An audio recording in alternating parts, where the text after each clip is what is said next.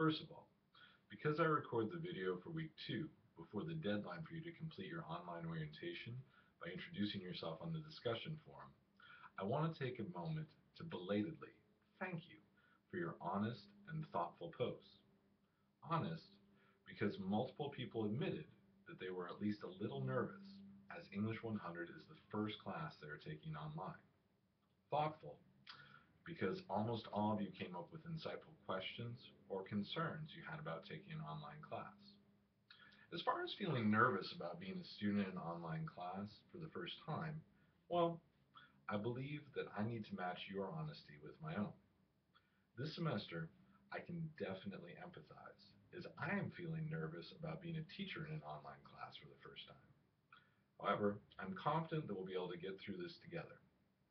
Also, if this is your first online class, you shouldn't feel alone, as about 60% of the students who introduced themselves, 15 out of 26, revealed this was their first time too.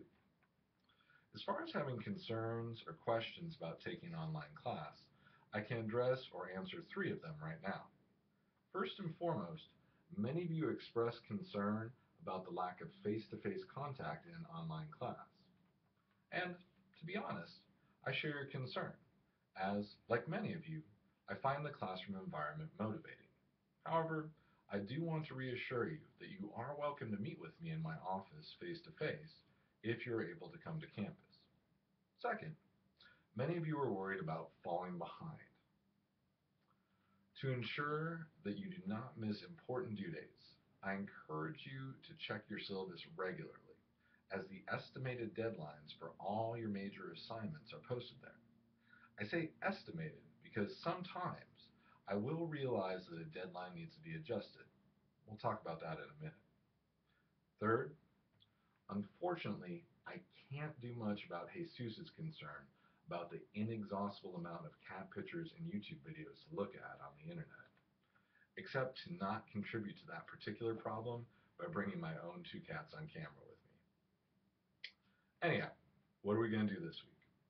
Well, in week 3, we'll be learning about selecting and narrowing topics for research papers, as well as writing narrative essays in general and anecdotes in particular.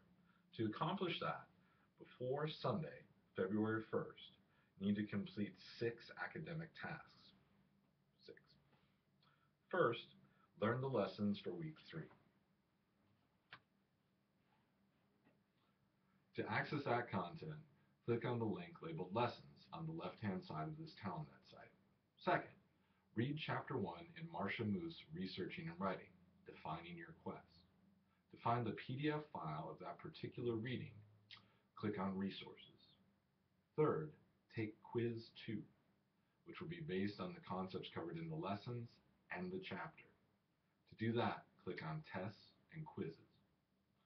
Fourth, write Reading Response 2, which will be about defining your quest.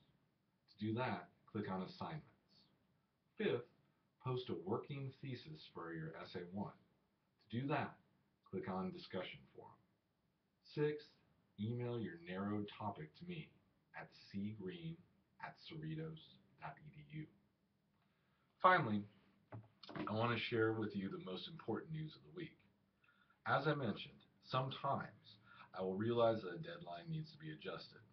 This is the case with Essay 1. The original due date for Essay 1 was Monday, February 2nd. In order to more thoroughly prepare you to write that assignment, I am moving the deadline to Monday, February 9th instead. That additional week will allow us the time to better master the techniques needed to craft an excellent anecdote. As always, feel free to email me if you have questions related to the content or the activities for this week. Other than that, have a wonderful week.